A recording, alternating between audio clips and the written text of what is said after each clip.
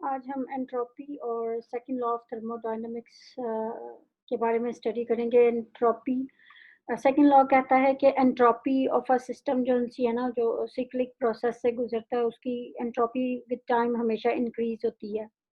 तो ऐसा क्यों होता है, इसकी हम मैथमेटिकली इसकी एक्सप्लेनेशन ढूंढेंगे।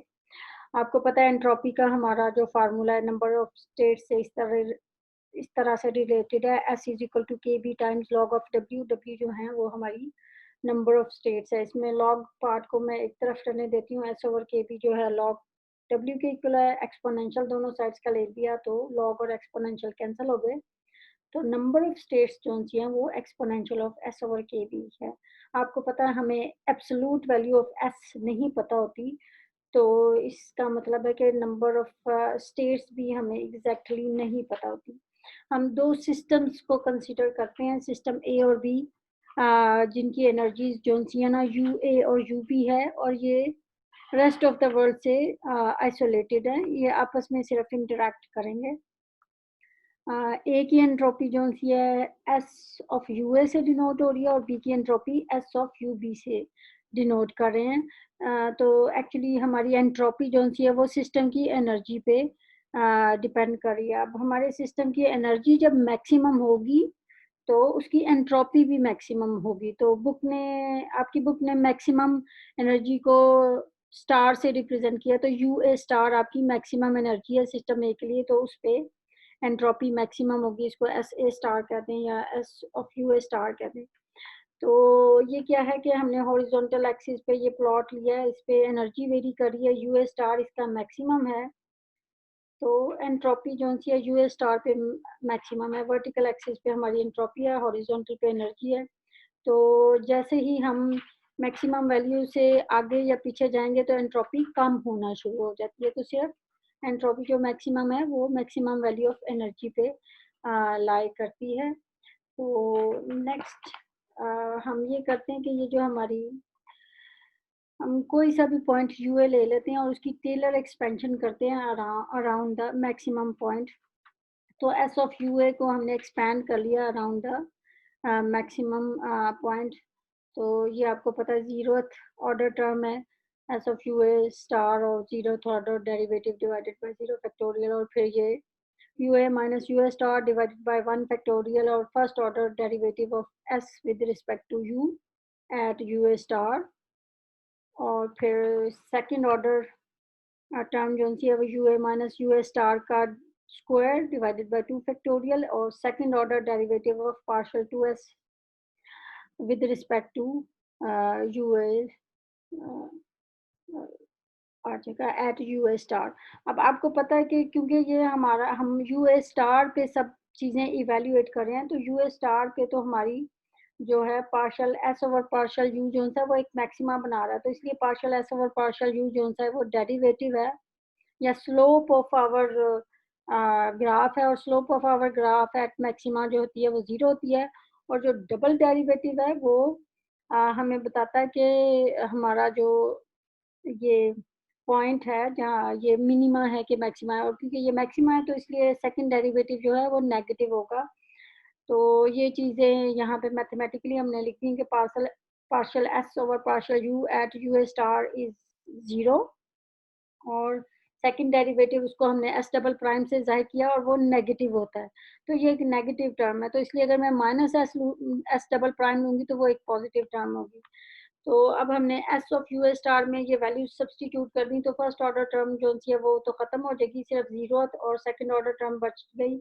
एस डबल प्राइम हमने लिख दिया है, और फिर के भी जो डब्ल्यू है नंबर ऑफ स्टेट्स में, ये एस की वैल्यू सब्सटीट्यूट कर दी तो एक्सपोनेंशियल एक ये कांस्टेंट टर्म आ गई और एक ये यू के ऊपर डिपेंडेंट टर्म आ गई है।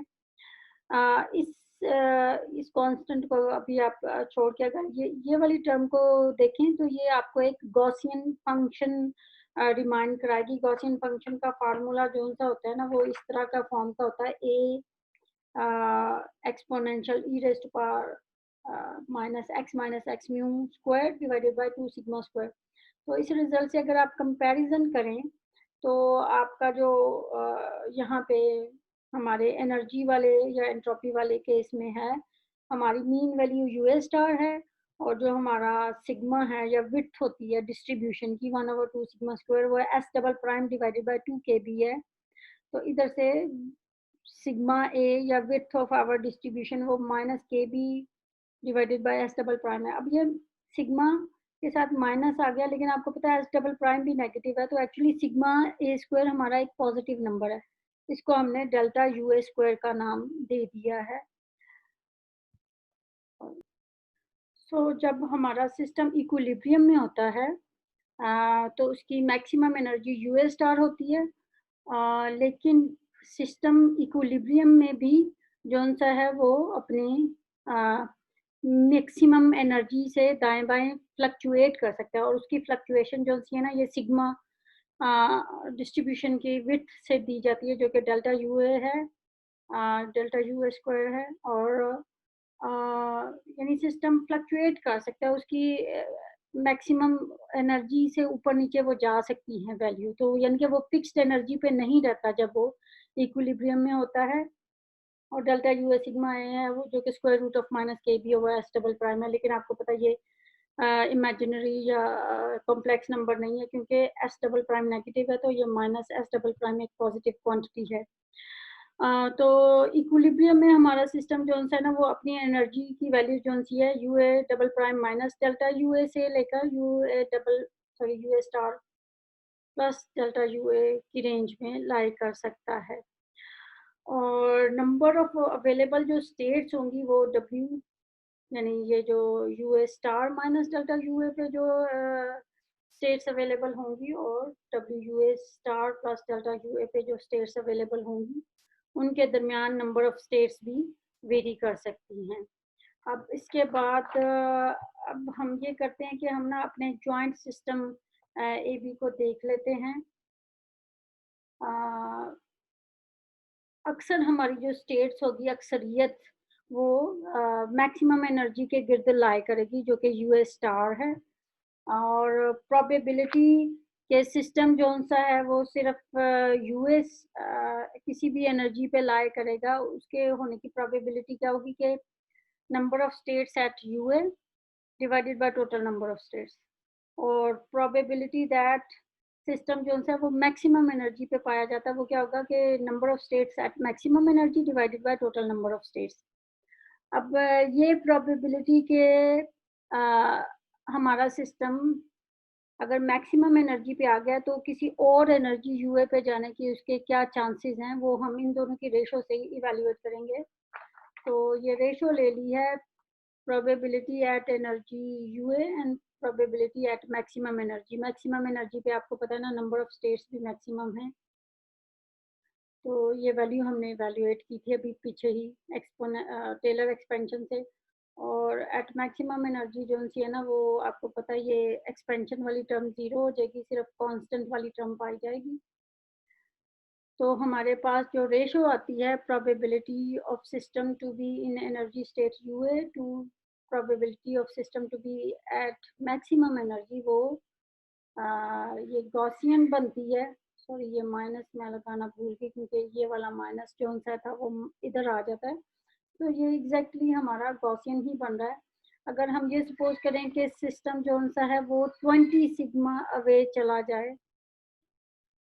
अगर हम सपोज करें कि हमारा सिस्टम जो है वो मीन एनर्जी से 20 सिग्मा अवे है, यानी 20 स्टैंडर्ड डेविएशन जो 20 टाइम्स डेल्टा यू अवे है, तो you a minus u A star जो होगा वो 20 सिग्मा आ जाएगा। तो प्रोबेबिलिटी की जो रेशो आती है कि सिस्टम ये यूए पे होगा या यूए स्टार पे, तो ये एक्सपोनेंशियल में जो हमारी चीज़ें बच जाती हैं वो u a minus u A star की जगह पे 20 डेल्टा यू ए कर देंगे, और नीचे 2 times delta U A square होगा, डेल्टा यू ए स्क्वायर और delta U A square cancel हो गया, तो ऊपर 20 का स्क्वायर 400 और डिवाइडेड बाय 2 ये e raised to power minus 200 value आती है। तो प्रोबेबिलिटी के अगर एक दफ़ा जब सिस्टम जो है हमारा मीन एनर्जी पे पहुंच गया है, तो ये प्रोबेबिलिटी कि वो उस मीन एनर्जी से 20 सिग्मा अवे चला जाएगा, उसके होने की प्रोबेबिलिटी e⁻²00 है। ये नंबर ऑलमोस्ट 0 है। इसको वेरी स्मॉल कहना भी जो सा ना वो अप्रोप्रिएट नहीं है अकॉर्डिंग टू बुक। तो ये ऑलमोस्ट 0 ही है। और अब हम ये सपोज करें कि अगर हमारा सिस्टम किसी तरह ना हर 10⁻⁻50 सेकंड के बाद जो सा ना वो सॉरी मैं एडजस्ट करना चाह रही थी। हर 10⁻⁻50 सेकंड के बाद एक नई स्टेट को विजिट करता है, और जो हमारी स्टेट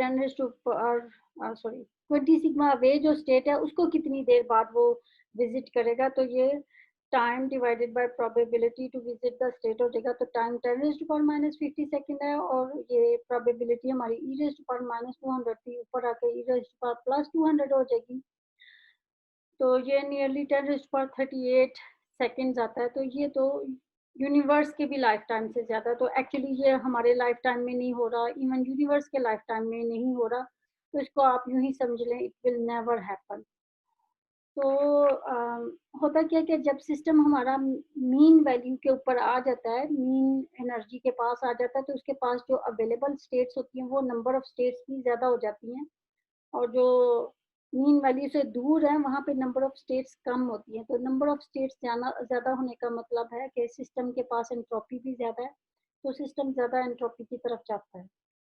अब हम एस डबल प्राइम को कैलकुलेट कर लेते हैं, क्योंकि एस डबल प्राइम जो आपको पता है ना वो डेल्टा यू में आता है, यानी वो जो हमारी विड्थ है, हमारी डिस्ट्रीब्यूशन की विड्थ, जिसमें फ्लक्चुएशन आ सकती है। हमारी मीन एनर्जी जो है ये या मीन नंबर ऑफ स्टेट्स उस फ्लक्चुएशन के अराउंड लाई करते हैं, तो उसको हम फाइंड करना चाहते हैं। तो फर्स्ट लॉ जो है वो कहता है du is equal to TDS minus TW। हम वॉल्यूम को फिक्स ले लेंगे तो वर्क हमारा 0 हो जाएगा, partial u by partial S T हो जाएगा, या partial S by partial u 1/t हो जाएगा। दो सिस्टम्स ए बी जो उनसे कंबाइंड हैं और बाकी दुनिया से आइसोलेटेड हैं, तो उनकी एंट्रोपी सम अप होके पूरे सिस्टम की एंट्रोपी देगी, और टोटल एनर्जी जो होगी दोनों की इंडिविजुअल एनर्जीज का सम होगी। डिफरेंशिएशन हम विद रिस्पेक्ट टू एनर्जी ए करेंगे, तो ये पार्शियल एस और पार्शियल यू है। लेकिन अब क्योंकि यू भी जो है ना वो रिलेटेड है ए से, और यू टी जो है उसमें फिक्स है, तो पार्शियल यू है यहाँ पे हम पार्शियल यू भी उसको रिप्लेस कर सकते हैं। सेकंड डेरिवेटिव लेंगे तो वो ये हमारे पास 1/T² और पार्शियल टी और पार्शियल यू के प्रोपोर्शनल है। अब क्योंकि सिस्टम इक्विलिब्रियम में है, तो temperature of A and B equal होना चाहिए, उसको हम कैपिटल T के इक्वल ले लेते हैं। तो यहाँ पे हमने कैपिटल T की वैल्यू लगा दी है, और पार्शियल टी और पार्शियल यू जो है वो हमारी जो स्पेसिफिक हीट का इन्वर्स होगा, क्योंकि स्पेसिफिक हीट होती है वो energy divided by change in temperature होता है। तो ये वैल्यूज हमने सेकंड ऑर्डर डेरिवेटिव में जब सब्सटीट्यूट कर दी, तो हमारे पास एस डबल प्राइम जो है वो -1/T², 1/, specific heat of system A plus 1/, specific heat of system B. तो बुक ने ये सपोज किया कि आप अगर स्पेसिफिक हीट सिस्टम बी की ज़्यादा ले लें, तो ये जो टर्म है इसमें रेसिप्रोकल में सिर्फ 1/CA वाली टर्म बच जाएगी, और हमारे पास एस डबल प्राइम जो है वो -1/T² सी ए आ जाएगा। डेल्टा यू में इसकी वैल्यू सब्सटीट्यूट करें तो ये प्लस AB T² हो जाएगा। अब हमारा जो डेल्टा U² है, आप देख सकते हैं इसमें के अगर कांस्टेंट है, टी भी चले कांस्टेंट ले लेते हैं, तो ये स्पेसिफिक हीट के प्रोपोर्शनल है। स्पेसिफिक हीट जो सिस्टम की है वो यानी इंक्रीज इन एनर्जी और increase in temperature with per unit temperature होती है। तो ये नंबर ऑफ पार्टिकल्स के भी प्रोपोर्शनल होती है। जितना ज़्यादा हमारे पास मटेरियल होता है, उतने ज़्यादा इंक्रीज या उतनी ज़्यादा हीट चाहिए होती है सिस्टम को सेम टेम्परेचर से रेज करने के लिए। तो हम ये कहते हैं कि सी ए जो हमारी है वो एक एक्सटेंसिव क्वांटिटी है। आपको याद होगा कि हमारी एनर्जी भी एक्सटेंसिव क्वांटिटी है, क्योंकि वो भी नंबर ऑफ पार्टिकल्स पे डिपेंड करती है। तो हमारा स्पेसिफिक हीट और इंटरनल एनर्जी दोनों जो है वो एक्सटेंसिव क्वांटिटी हैं, और डेल्टा U² भी जो है ना वो एक्सटेंसिव क्वांटिटी होगा, क्योंकि डेल्टा U² जो है वो √n के ऊपर डिपेंड कर रहा है, तो यानी n के ऊपर डिपेंड कर रहा है। और जो रेशो आएगी delta UA divided by the mean value, वो n raise to power minus half होगी। अच्छा, ये जो डेल्टा यू है, जो कि हमारी डिस्ट्रीब्यूशन की विड्थ भी थी, ये आपको याद है हमारे सिस्टम में अनसर्टेनिटी को भी बताती है, और स्टैटिस्टिक्स में भी आपने पढ़ा होगा कि जो डिस्ट्रीब्यूशन की विड्थ होती है या अनसर्टेनिटी होती है सिस्टम की, वो सिस्टम में जो एंट्रीज होती हैं कैपिटल एन से, जिसको हम जाहिर करते हैं, उसके स्क्वायर रूट से प्रोपोर्शनल होती हैं। तो इधर से ये हमें पता चला, अगर हमारे सिस्टम का एन स्मॉल है तो उसका डेल्टा यू ए लार्ज होगा, और तो यानी कि वो डिस्ट्रीब्यूशन जो होगी ज़्यादा स्प्रेड होगी, ज़्यादा वाइड होगी, ये मीन वैल्यू के अराउंड ज़्यादा स्प्रेड है। अगर सिस्टम में नंबर ऑफ पार्टिकल्स लार्ज होंगे तो उसका डेल्टा यू ए स्मॉल होगा, और सिस्टम जो है वो मीन के अराउंड ज़्यादा नैरो होगा। तो ये डिस्ट्रीब्यूशन हमारी लार्ज सिस्टम के लिए कुछ इस तरह से आएगी एनर्जी की, और स्मॉल सिस्टम में एनर्जी की डिस्ट्रीब्यूशन ज़्यादा वाइड होगी, तो अनसर्टेनिटी ज़्यादा होगी जिसमें नंबर ऑफ पार्टिकल्स कम होते हैं, और ऐसा सिस्टम जिसमें नंबर ऑफ पार्टिकल्स ज़्यादा होते हैं उसमें अनसर्टेनिटी कम होती है। अब ये है कि हमारी एंट्रोपी टाइम के साथ क्यों इंक्रीज कर रही है ना, हम वैसे मैंने एक दफ़ा पहले क्या भी दिया था, लेकिन उसी को हम एक डिफरेंट पॉइंट ऑफ व्यू से देखते हैं, क्योंकि हमारे पास नंबर ऑफ स्टेट्स जो अवेलेबल होती हैं वो भी ज़्यादा होती हैं। अगेन हम वही दो सिस्टम्स ले रहे हैं, सिस्टम ए और बी, और जो कि थर्मली आइसोलेटेड हैं बाकी दुनिया से, लेकिन आपस में इन कॉन्टैक्ट हैं, तो उनकी टोटल एनर्जी जो है वो कांस्टेंट है, you A plus U B. और सिस्टम ए के लिए जो नंबर ऑफ स्टेट्स अवेलेबल हैं वो डब्ल्यू ए हैं, सिस्टम बी के लिए number of states available W B हैं। ये इन द रेंज यू ए से लेकर you A plus D U तक है, तो वो रेंज डी यू में जो है ना नंबर ऑफ स्टेट्स हैं। तो डी यू रेंज में number of states for system में डब्ल्यू ए है, और सिस्टम बी के लिए डब्ल्यू बी है। अब इवन दो डी यू एक स्मॉल वैल्यू है एज कम्पेयर टू यू ए, लेकिन ये इतना लार्ज है, ये यहाँ पे मैंने इस डिस्ट्रीब्यूशन में दिखाया है कि ये हमारा मीन वैल्यू है एनर्जी की, और ये डी यू एक स्मॉल रेंज है। तो यू ए के मुकाबले में ये डिस्ट्रीब्यूशन बहुत छोटी है, लेकिन उसमें फिर भी इतनी ज़्यादा नंबर ऑफ स्टेट्स हैं कि अगर सिर्फ इन स्टेट्स को मैं अलग से प्लॉट करूँ तो वो एक स्टैटिस्टिकल डिस्ट्रीब्यूशन बनाएंगी, जिसकी के सर्टेन विड्थ होगी, और उसकी जो सी है आप मीन वैल्यू कैलकुलेट कर सकते हैं। तो सिस्टम ए और बी की जो जब वो आपस में इंटरेक्ट नहीं कर रहे थे, जब वो इंडिपेंडेंट थे, तो जो टोटल नंबर ऑफ स्टेट्स थी वो सिंपली मल्टीप्लिकेशन से हासिल की जा सकती थी, जो कि इसको हम इनिशियल स्टेट से जाहिर करें कि डब्ल्यू इनिशियल जो सी है, जब सिस्टम ए और बी को एक दूसरे के साथ हमने कंबाइन किया, तो जो टोटल नंबर ऑफ स्टेट्स थी वो सिस्टम ए की स्टेट्स और सिस्टम बी की स्टेट्स की प्रोडक्ट थी। आई जो है ना वो इनिशियल के लिए हम यूज़ करें, और इनिशियल एनर्जी जो सी थी वो यू ए आई और यू बी आई थी। लेकिन आपको पता है टोटल एनर्जी तो फिक्स्ड है, टोटल एनर्जी टाइम के साथ चेंज नहीं हो रही, क्योंकि बाकी दुनिया के साथ सिस्टम का रास्ता नहीं है। तो आफ्टर कांटेक्ट कुछ देर के बाद जो है ना सिस्टम्स ए और बी आपस में एनर्जी एक्सचेंज करते हैं, तो बी की एनर्जी जो है ना वो इक्विलिब्रियम के बाद जो है ना वो इसको हम टी माइनस यू ए करके लिख देते हैं, और ये हमारी नंबर ऑफ फाइनल स्टेट्स जो है ना अवेलेबल हैं कंबाइंड सिस्टम की। तो हमें पता है कि हमारे सिस्टम की जो सी मैक्सिमम एंट्रोपी है या maximum number of states available हैं वो यू ए स्टार पे हैं, जो कि यू ए का मैक्सिमम है। तो नंबर ऑफ स्टेट्स जो कंबाइंड सिस्टम की होंगी मैक्सिमम पे, वो मैक्सिमम होगी, तो डब्ल्यू ए और डब्ल्यू बी की ये प्रोडक्ट जो है वो किसी भी और एनर्जी पे जो डब्ल्यू ए और डब्ल्यू बी की प्रोडक्ट है उससे ज़्यादा होगी। तो ये मैक्सिमम एनर्जी पे यू ए स्टार पे है, और ये कोई सी भी और एनर्जी यू ए आई पे हमने ली है। तो सिस्टम स्टार्ट में मैक्सिमम एनर्जी पे नहीं था। आफ्टर मिक्सिंग और आफ्टर सम टाइम वो इक्विलिब्रियम में आता है, तो वो मैक्सिमम एनर्जी के अराउंड लाई करता है within one some standard deviation.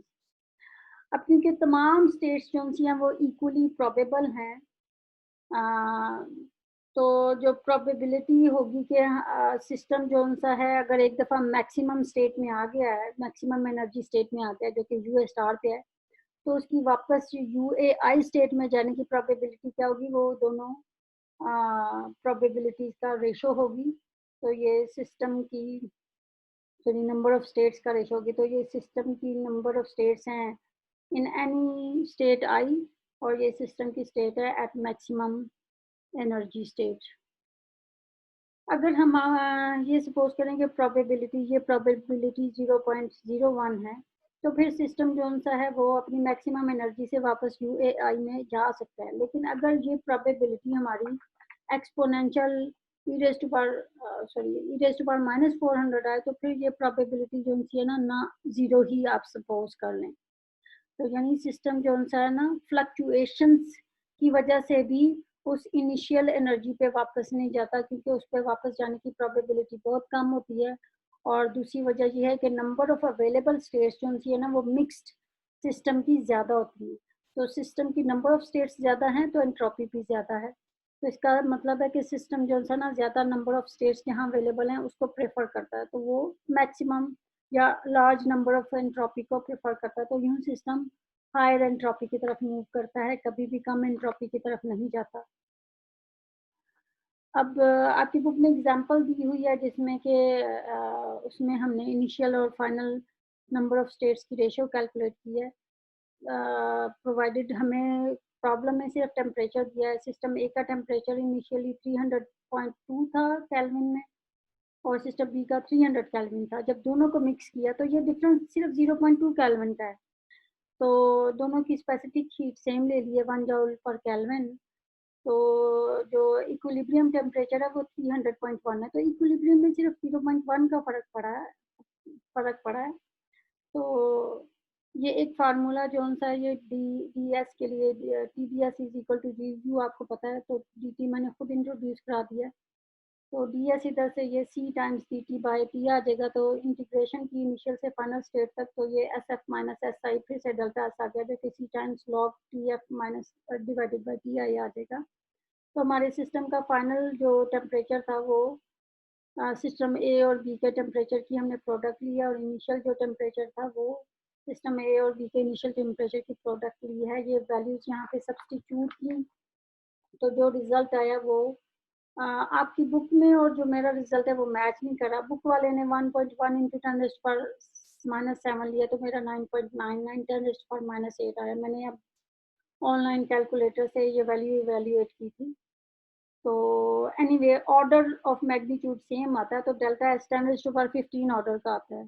तो आपकी बुक में भी ऑर्डर 10⁻15 है, लेकिन यहाँ पे नंबर 8 है। तो आई थिंक ऑर्डर्स में सेम है, तो it doesn't matter. So log of number of accessible states जो है ना वो 10⁻15 से इंक्रीज किया। अब दोनों साइड से अगर मैं एक्सपोनेंशियल ले लूँ तो जो नंबर ऑफ फाइनल स्टेट और इनिशियल स्टेट की रेशियो है वो e⁻7 इंटू 10⁻15 है। तो एक्सपोनेंशियल में 10 की पावर 15 हम ले रहे हैं। तो जब 0.2 डिफरेंस के साथ टेम्परेचर के साथ 0.2 केल्विन टेम्परेचर डिफरेंस था दो सिस्टम्स को, उनको जब हमने मिक्स किया तो इनिशियल से फाइनल स्टेट में जाने में जो नंबर ऑफ स्टेट्स चेंज हुई हैं वो एक्सपोनेंशियल में 10⁻15 नंबर है। ये बहुत ह्यूज नंबर है। इसको अगर आप एक्सपैंड करके लिखें कि ई की पावर में भी 10 की पावर 15 है, ये यानी कि 1 मल्टीप्लाइड बाय 15 जीरोस है, तो ई की पावर 7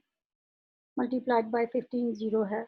तो ये बहुत ही लार्ज नंबर है और सिस्टम की वापस इनिशियल स्टेट में जाने की प्रोबेबिलिटी इस नंबर का इन्वर्स होगा, जो कि e⁻⁻10⁻15 होगी, जो कि ज़ीरो ही है। तो इसलिए यानी सिस्टम की वापस इनिशियल स्टेट में जाने की या कम एंट्रोपी या कम नंबर ऑफ स्टेट्स में जाने की प्रोबेबिलिटी बहुत कम है। तो इसलिए सिस्टम बैकवर्ड नहीं जाता, तो हमेशा सिस्टम हायर एंट्रोपी या हायर नंबर ऑफ स्टेट्स की तरफ जाता है।